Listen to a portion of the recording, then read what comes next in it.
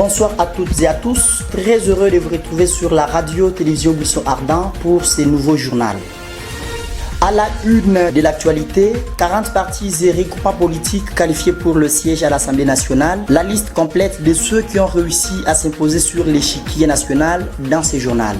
Présidentielle en République démocratique du Congo, requête rejetée, réélection de Félix Antoine Tshisekedi Tshilombo, confirmée par la Cour constitutionnelle mardi 9 janvier. Et en sport, nous parlerons des léopards de la République démocratique du Congo qui, dans un duel palpitant ce mercredi 12 janvier, se sont inclinés face aux étalons du Burkina Faso en match amical international.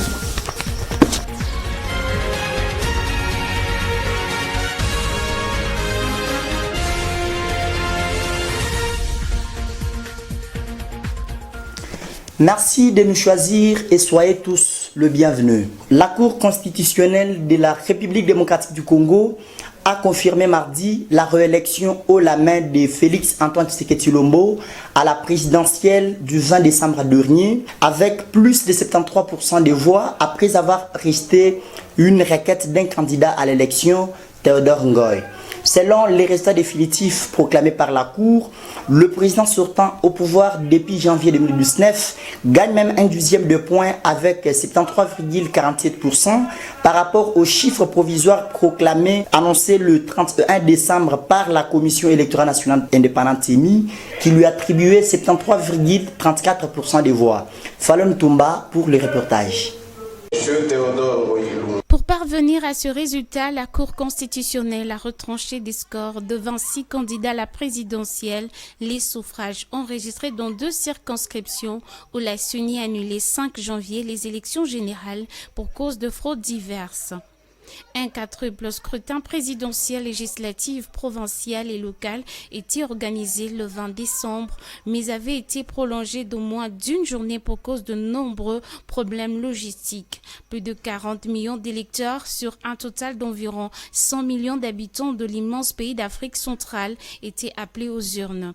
Félix Tshisekedi est suivi de l'ancien gouverneur du Katanga Sud-Est, Moïse Katumbi, qui recueille 18,8% des suffrages inchangés, puis de l'autre opposant Martin Fayoulou qui en obtient 4,92% contre 5,33% selon les chiffres provisoires. Et notre candidat, ancien Premier ministre Adolphe Muzito, est crédité de 1,13% des voix contre 1,12%. Tous les autres, y compris le prix Nobel de la paix Denis Mukwege, ne dépassent pas 1%. Lundi, la Cour constitutionnelle avait examiné une requête d'un candidat, Théodore Ngoy, arrivé dernier à l'élection, qui demandait l'annulation de la présidentielle entachée selon lui d'une multitude d'irrégularités. L'actualité, c'est aussi la récupération de la cité de Kibunda, située dans la partie est de la République démocratique du Congo, longtemps sous occupation des rebelles du mouvement dit M23, par nos forces armées de la République démocratique du Congo, grâce à l'implication et la bravoure des compatriotes Wazalendo. Reportage Pierre Maestro.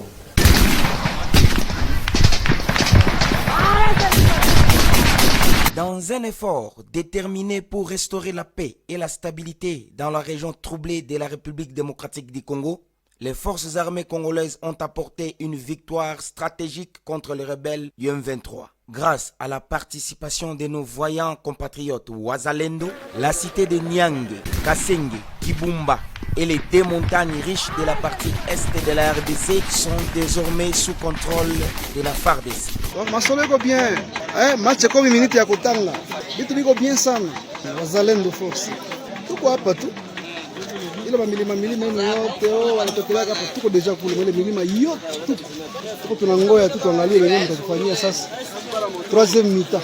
Donc prolongation, tuingia mu prolongation. Rwanda mulisikia moto ngeli pitaka. Mulisikia ka. Officiellement walishia huko. L'opération qui a impliqué des tactiques sophistiquées a été saluée comme un tournant majeur dans le conflit qui a déchiré cette région pendant des années. Les troupes ont dû affronter des défis logistiques considérables ainsi que des résistances farouches des rebelles du M23. De leur côté, les voyants compatriotes Wazalendo remercient le chef de l'État pour la considération et demande l'implication personnelle du président de la République Félix Antoine Tshisekedi Tshilombo pour la réussite totale de cette opération et contourner des traîtres infiltrés au sein de l'armée congolaise.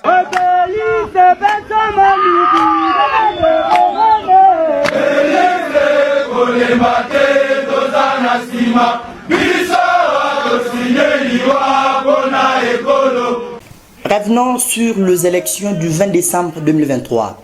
La décision de la Commission électorale nationale indépendante CENI annulant les suffrages exprimés aux législatives nationales et provinciales, invalidant 82 candidats pour fraude et détention illégale des machines à voter, ne cesse de susciter des réactions dans l'agora sociopolitique congolaise. Dans une déclaration faite ce 7 janvier, le président de l'association des professeurs de l'université de Kinshasa à Pékin invite les professeurs dont les noms figurent sur la liste des candidats invalidés par la CENI de démissionner. Fallon Toumba pour plus de détails. Tout ce que nous pouvons leur demander, c'est démissionner volontairement pour avoir jeté l'opprobre, l'anathème, le discrédit, la perfidie sur ce corps d'élite, a indiqué le président de la Pékin, David Loubo, tout en sollicitant du procureur général près la Cour de cassation de prendre toutes les dispositions pour que ces derniers répondent de leurs actes devant les cours et tribunaux. S'ils ne font pas de même, nous allons demander l'autorité l'habilité de prendre les dispositions pour entamer le processus conduisant de leur éviction. De cette manière-là, ils ne viendront pas transmettre la tricherie et les antivaleurs à la jeunesse que nous formons, s'est-il indigné. Cette décision est un véritable coup de massue pour ces candidats invalidés. Parmi ceux qui sont passés par leur compte X pour demander ce qu'ils qualifient d'injustice de la part de la centrale électorale, figure le professeur Évariste Bouchab qui a attaqué cette décision de la CENI en justice. La religion s'invite dans ce journal. Selon un conseiller du pape François, les prêtres catholiques devraient pouvoir se marier. Charles Suclinant, archevêque de Malte et conseiller du pape François, a appelé à une discussion sérieuse sur le célibat des prêtres dans une interview accordée au quotidien Times of Malta et citée par catholique.d, le site web de l'église catholique allemande. Franck Kassongo nous explique.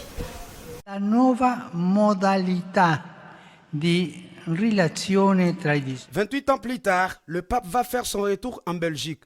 Pourquoi devrions-nous perdre un jeune homme qui aurait été un bon prêtre, simplement parce qu'il souhaite se marier? S'interroge les conseillers du pape dans cet entretien. Sclina rappelle que le célibat est involontaire au cours du premier millénaire d'existence de l'Église et estime que cela devrait être à nouveau le cas. Il rappelle également la réalité mondiale dans laquelle certains prêtres ont des relations secrètes, parfois avec des enfants. L'an dernier, le pape François n'a pas exclu d'abolir les célibats obligatoires pour le prêtre. S'adressant à un média en ligne argentin, il n'a vu aucune contradiction dans les faits qu'un prêtre puisse se marier. Il a notamment fait référence aux églises orientales catholiques à Rome, où les ecclésiastiques peuvent se marier sans problème. Le pape a ainsi estimé que le célibat dans l'église occidentale n'est pas éternel, contrairement à l'ordination.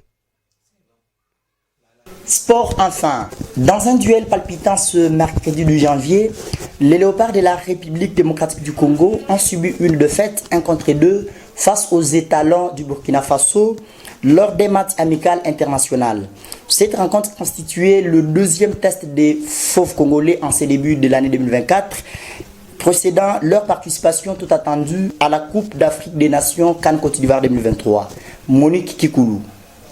Contrairement à leur première sortie contre la Phalanx Negra d'Angola, les Léopards ont affiché un tout autre visage, mais ont été surpris en première mi-temps après un début de match délicat. Chancel Mbemba et ses coéquipiers ont concédé 2 buts à la 31e et 41e minute, ne parvenant pas à renverser la tendance malgré la réduction du score signé Chancel Mbemba à la 56e minute. Engagés dans un stade de préparation depuis le 2 janvier à Abu Dhabi, aux Émirats Arabes Unis, les Léopards s'envoleront le 12 janvier en direction de la Côte d'Ivoire où se déroulera la CAN 2023. Ils feront leur entrée dans la compétition africaine en affrontant le Chipolopolo Boys de la Zambie. C'est par cette note sportive que se referme cette grande édition du journal de la radio-télévision Buisson Ardent. Mesdames et messieurs, merci d'avoir été des nôtres et continuez à nous suivre sur CanalSat et sur les différentes plateformes des réseaux sociaux. Et au revoir.